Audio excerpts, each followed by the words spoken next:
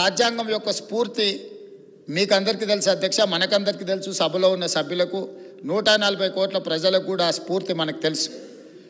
ఏ ప్రాంతానికి కూడా పాలకులు అన్యాయం జరగకుండా యూనియన్ ఆఫ్ స్టేట్స్ వివిధ రాష్ట్రాలను సమానంగా చూసుకోవడానికి అవసరమైన విధి విధానాలు రూపొందించి ఎలాంటి వివక్ష లేని పరిపాలన జరగాలని వారు స్పష్టంగా రాజ్యాంగంలో పొందుపరచడం జరిగింది. ఆ రాజ్యాంగ స్ఫూర్తితోనే కాంగ్రెస్ పార్టీ కొన్ని దశాబ్దాలు ఈ దేశంలో పరిపాలనను ప్రజలకు అందించి బాక్రానంగల్ డ్యామ్ నుంచి మొదలు పెడితే నాగార్జున సాగర్ వరకు, హరిత విప్లవం నుంచి మొదలు పెడితే మీకు గ్రీన్ అంటే ప్రతిదీ సాగునీటి ప్రాజెక్టుల నుంచి మొదలు పెడితే అణు బాంబు తయారీ వరకు అన్ని రకాల కార్యక్రమాలను ముందుకు తీసుకెళ్తూ ఎడ్యుకేషన్ నుంచి ఇరిగేషన్ వరకు, హెల్త్ నుంచి ఎంప్లాయ్మెంట్ వరకు సమానమైన అవకాశాలు ఈ దేశంలో ఉండే యువతకు ఇవ్వాలన్న ఆలోచనతోని ఒక మంచి పరిపాలనకు పండిట్ జవహర్లాల్ నెహ్రూ గారు పునాదులు వేసిండ్రు. వారు వేసిన పునాదుల మీద ఈ దేశాన్ని శ్రీమతి ఇందిరాగాంధీ గారు అద్భుతమైన అభివృద్ధి పదం వైపు ఎన్నో ఎన్నో ఎన్నో సరళీకృత విధానాలు తీసుకొచ్చి బ్యాంకులను జాతీయం చేయడం కానీ, లేకపోతే ఎస్సీ ఎస్టీలకు ఇచ్చిన రిజర్వేషన్లతో పాటు భూమి మీద హక్కులు ఇవ్వడం కానీ, చదువుకున్న నిరుద్యోగ యువకులకు ఉద్యోగ ఉపాధి అవకాశాలు కల్పించాలని ఒక పకడ్బందీ పరిపాలన అందించి ఈ దేశానికే ఆదర్శవంతమైన ప్రధానమంత్రిగా శ్రీమతి ఇందిరాగాంధీ గారు ప్రపంచంలోనే ఒక ఉక్కు మహిళగా గుర్తింపు పొందారు. ఆ తర్వాత సంక్షోభాలు ఎదుర్కొంటున్న దేశం ప్రజాస్వామ్యం మనుగడ సాధిస్తుందా లేదా అని ప్రపంచ దేశాల ముందు అనుమానంగా నిలబడ్డ ఈ దేశాన్ని 2004లో శ్రీమతి సోనియా గాంధీ గారి నాయకత్వంలో యూపీఏ 1 ప్రభుత్వాన్ని మన్మోహన్ సింగ్ గారిని ప్రధానమంత్రిని చేసి ఈ దేశాన్ని సరళీకృత విధానాలను ముందుకు తీసుకెళ్ళి ఈ దేశాన్ని ప్రపంచంతో పోటీ పడే విధంగా ఆ ప్రధానమంత్రి గారు తీర్చిదిద్దారు. 10 సంవత్సరాలు మన్మోహన్ సింగ్ గారి నాయకత్వంలో, సోనియా గాంధీ గారి నేతృత్వంలో అన్ని రాష్ట్రాలకు అవకాశాలు కల్పిస్తూ అన్ని ప్రాంతాలకు సమానమైన నిధులు కేటాయిస్తూ వివిధ రాష్ట్రాలు అభివృద్ధి కోసం పెట్టుకుంటున్న విజ్ఞప్తులను అనుమతులు ఇస్తూ ఈ దేశంలో ప్రజాస్వామ్యం వేళ్ళునుకునే విధంగా ఈ దేశం అభివృద్ధి చెందిన దేశంగా ముందుకు తీసుకెళ్లడానికి ప్రయత్నం చేసిండ్రు అధ్యక్ష. ఆ స్ఫూర్తితో ఈ దేశంలో ఈ దేశమే ప్రపంచానికి ఆదర్శంగా నిలబడుతున్న సందర్భంలో 2014లో భారతీయ జనతా పార్టీ నరేంద్ర మోడీ గారు ఈ దేశానికి ప్రధానమంత్రి అయినరు.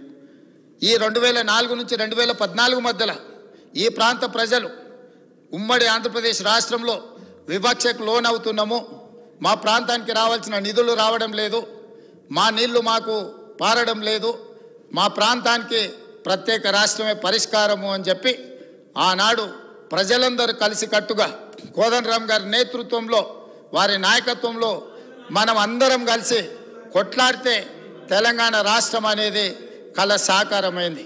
ఈ తెలంగాణ రాష్ట్రం ఇవ్వాలన్న ఆలోచన ఇచ్చి నిరూపించిన శక్తి కాంగ్రెస్ పార్టీది, శ్రీమతి సోనియా గాంధీ గారిది. ఆ ఇచ్చిన తెలంగాణ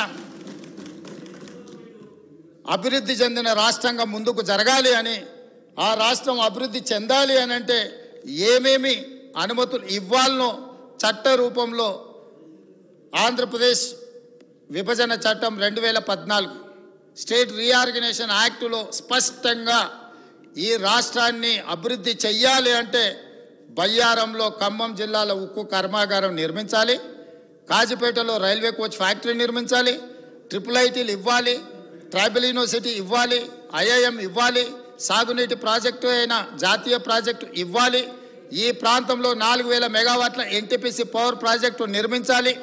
ఈ ప్రాంతానికి ఏమేమి కావాలనో క్షుణ్ణంగా ప్రతి అంశాన్ని పరిగణలోకి తీసుకొని రేపొద్దున ఎవరు వచ్చినా కూడా మన తెలంగాణకు అన్యాయం జరగకుండా చట్టబద్ధత కల్పించి లోక్సభలో రాజ్యసభలో బిల్లును ఆమోదింపజేసి హైదరాబాద్తో కూడుకున్న తెలంగాణ రాష్ట్రాన్ని శ్రీమతి సోనియా గాంధీ గారు, మన్మోహన్ సింగ్ గారు మనకి ఇచ్చిండ్రు.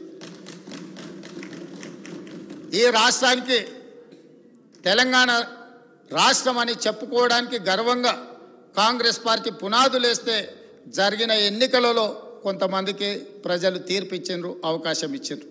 ఆ తీర్పును అవకాశాన్ని 10 సంవత్సరాలు కేంద్రంలో నరేంద్ర మోడీ గారు ఉండొచ్చు, రాష్ట్రంలో కల్వకుంట్ల చంద్రశేఖరరావు గారు ఉండొచ్చు. పునర్విభజన చట్టంలో ప్రజాస్వామ్య దేవాలయమే పార్లమెంటరీ వ్యవస్థ, పార్లమెంట్. ఆ దేవాలయంలో చేసిన చట్టాలను కూడా 10 సంవత్సరాలు అమలు చేయలేదు. అమలు చేయకపోవడానికి గల కారణాలు ప్రజలు గుర్తించినరు. ఆనాడు చట్టం ద్వారా మనకిచ్చిన అధికారాన్ని 10 సంవత్సరాలు ఇక్కడ ఉన్న పాలకులు ప్రశ్నించకపోవడము, నిలదీయకపోవడము, రాబట్టుకోకపోవడం వల్ల తెలంగాణకు తీరని అన్యాయం జరిగింది. కనీసం ఇప్పుడైనా నరేంద్ర మోడీ గారు ఈరోజు 10 సంవత్సరాలు అమలు చేయని విషయాలను ఈ బడ్జెట్లోనైనా తప్పకుండా చేస్తారన్న ఆలోచనతో చేయాలన్న ఉద్దేశంతో మేము డిసెంబర్ 3, 2023 నాడు ఫలితాలు వచ్చిన ఎంబడే 7 తారీఖు మేము ప్రమాణ స్వీకారం చేసిన మరుక్షణం కేంద్రంలో ప్రధానమంత్రిని, హోంమంత్రిని, వివిధ శాఖల మంత్రులను, ప్రధానమంత్రి గారిని స్వయంగా 2 సార్లు ఢిల్లీకి వెళ్ళి కలిసినాం. ఇక్కడ ఆదిలాబాద్కు వచ్చినప్పుడు పర్సనల్గా కలిసి వారిని ఆహ్వానించి ఫెడరల్ స్ఫూర్తితో ఒక ప్రధానమంత్రికి ఇవ్వవలసిన గౌరవాన్ని తెలంగాణ రాష్ట్ర ముఖ్యమంత్రిగా నా విధులను నేను నిర్వర్తించిన.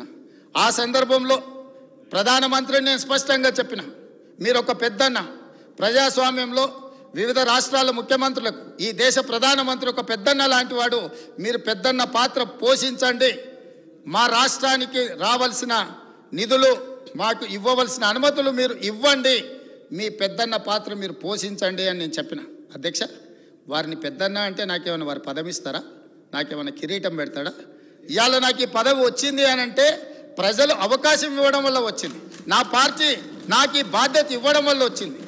పార్టీ అధ్యక్షుడిగా నాకు పార్టీ అవకాశం ఇచ్చింది. ఆ అధ్యక్ష పదవితో ప్రజల దగ్గరికి వెళ్ళి ప్రజల్ని అడిగినాం, ప్రజా తీర్పు కోరినాం.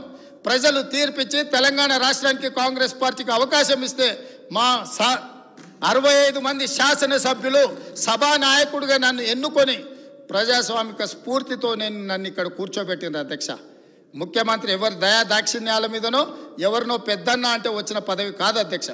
కానీ తెలంగాణ రాష్ట్ర ముఖ్యమంత్రిగా 4 కోట్ల ప్రజల యొక్క హక్కులను కాపాడాల్సిన బాధ్యత నా మీద ఉంది. ఈ గురుతరమైన బాధ్యతను అమలు చేయడానికే ఒక అడుగు ముందుకేసి ఒక మెట్టు దిగి ఈ దేశ ప్రధానమంత్రిని, మీరు ముఖ్యమంత్రులకు అందరికీ పెద్దన్న లాంటి వారు, మీరు పెద్దన్న అంటే పెద్ద మనసు చేసుకొని తెలంగాణ రాష్ట్రానికి ఏవైతే చట్టం ద్వారా హక్కులు కల్పించినరో ఆ హక్కులను అడ్డుకోకండి, తెలంగాణకు అనుమతులు ఇవ్వండి అని చెప్పి వారికి విజ్ఞప్తి చేసినాం. 3 సార్లు ప్రధానమంత్రిని కలిసిన, 18 సార్లు వివిధ మంత్రులను కలిసినాం.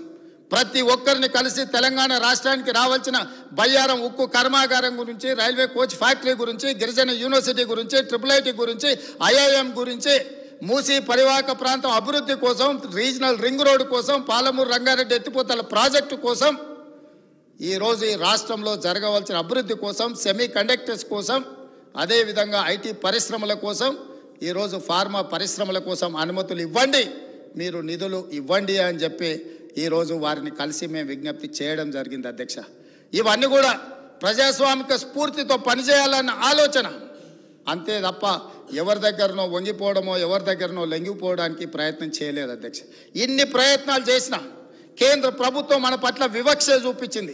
ఇది వివక్షనే కాదు, కక్షాపూరితమైన చర్య అని చెప్పి నిర్ద్విధంగా సభ ఖండించాలి అని చెప్పి ఈరోజు ప్రత్యేకంగా రోజు మొత్తం ఈ సభలో చర్చ పెట్టి ప్రతి సభ్యుడికి అవకాశం ఇచ్చి మీ అభిప్రాయాలు చెప్పండి, నిక్కచ్చిగా మీరు చెప్పే అభిప్రాయాన్ని కేంద్ర ప్రభుత్వానికి తెలియజెప్తామని చెప్పి ఈరోజు ఈ సభలో చర్చకు తీసుకున్నాం. అధ్యక్ష, కానీ జరుగుతున్న పరిణామాలు మీరు చూసారు కదా అధ్యక్ష. అసలు విషయాన్ని పక్కదోవ పట్టించి